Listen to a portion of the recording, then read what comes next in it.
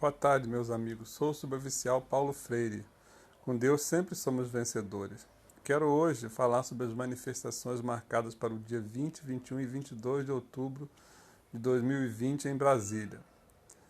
É certo que haverá manifestações em Brasília dos veteranos e pensionistas insatisfeitos com a política que assola e assalta os nossos salários. Esta análise não pretende entrar no mérito da questão, contudo é possível verificar, com base na Constituição e nas leis, os limites da liberdade de expressão dos militares brasileiros. Análise que deve responder basicamente ao seguinte: pergunta: os militares têm direito à livre expressão? Pergunta que não quer calar. O caso será com militares da reserva, portanto, primeiramente é de se verificar se podem fazê-lo. A Constituição Federal garante em seu artigo 5º, inciso 4º, a livre manifestação do pensamento, sendo vedado o anonimato. Por conta deste dispositivo, o Supremo Tribunal Federal já afirmou que a liberdade de expressão se constitui um direito fundamental do cidadão, envolvendo o pensamento, a expressão dos fatos atuais ou históricos e até mesmo a crítica. Este direito de livre manifestação estende-se aos militares? Ora, é certo que a Constituição Federal afirma que as Forças Armadas são instituições nacionais, permanentes e regulares, organizadas com base na hierarquia e na disciplina, ressalvando que a lei disporá sobre o ingresso nas Forças Armadas, os limites de idade, a estabilidade e outras condições de transferência do militar para inatividade, os direitos, os deveres, a remuneração, as prerrogativas e outras situações especiais dos militares, consideradas as peculiaridades de suas atividades. A lei que trata dos deveres dos militares é a Lei 6.880, de 80, Estatuto dos Militares, em especial o artigo 47, que assevera que os regulamentos disciplinares especificarão e classificarão as transgressões disciplinares e estabelecerão as normas relativas à amplitude e aplicação das penas disciplinares. O artigo 47 do Estatuto dos Militares é a fonte dos regulamentos disciplinares, os quais, via de regra, proíbem aos militares manifestações públicas, sejam elas singulares ou coletivas. Em relação à manifestação pública a respeito de assunto de natureza político-partidária, o regulamento disciplinar do Exército relaciona tal fato como transgressão disciplinar, quando cometido por militar da ativa.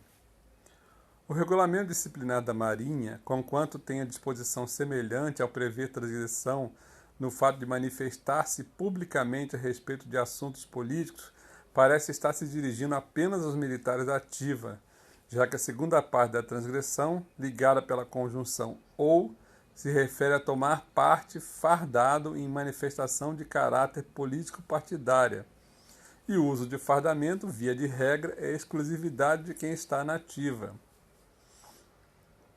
A aeronáutica previu como transgressão similar o fato de externar-se publicamente a respeito de assuntos políticos. Aí, se alguma dúvida existia no fato de o militar se manifestar-se publicamente acerca de assunto político, constituiria ou não transgressão disciplinar, a Lei 7524 de 1986, que dispõe sobre a manifestação do pensamento e opinião do militar inativo, parece ter colocado a pá de cal sobre o assunto. Seu artigo 1º, de meridiana clareza, dispõe que, respeitados os limites estabelecidos na lei civil, é facultado ao militar inativo, independentemente das disposições constantes dos regulamentos disciplinares das Forças Armadas, opinar livremente sobre assunto político e externar pensamento e conceito ideológico, filosófico ou relativo à matéria pertinente ao interesse público.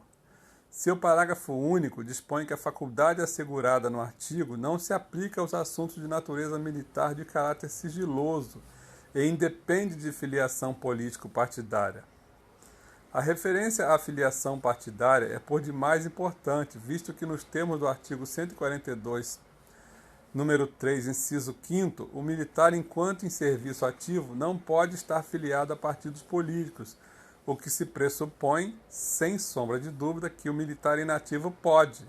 E isto vem reforçar a faculdade prevista na Lei 7524, qual seja a livre manifestação de pensamento político dos militares inativos, o que não os isenta da responsabilidade pelo eventual dano civil causado, ou cometimento de algum crime com a sua manifestação, o que, aliás, ocorre com qualquer cidadão que pretenda se manifestar sobre qualquer assunto. Isso não é diferente para os militares. Concluindo, parece fácil evidenciar que a manifestação pública sobre assunto de ordem político-partidária por parte de militares que se encontrem na ativa, incorporado ao corpo militar a que pertençam e, portanto, armado com as armas que a nação lhe confia, é e sempre foi proibida, podendo caracterizar grave transgressão disciplinar, ou mesmo crime militar ou comum. A aplicação de eventual punição disciplinar é ato vinculado com o rito previsto nos regulamentos e só pode ser determinada pela autoridade militar que detenha competência para tanto, e não por aquela autoridade que por qualquer motivo tenha se incomodado pela manifestação pública.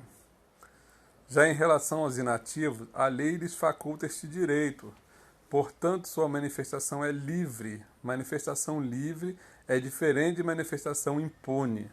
Se do fato resultar algum dano civil a alguém, ou mesmo ensejar responsabilidade penal, como ocorre com qualquer pessoa, é óbvio que se a manifestação pública se revelar como liberdade de expressão científica, como, por exemplo, a entrevista concedida por um militar acerca de sua monografia de mestrado sobre um tema de segurança pública, tal manifestação independe de censura ou licença. Então, é óbvio que depende do que vai ser feito. Se não causar dano, problema não há. Tá bom, meus amigos? Boa tarde aí.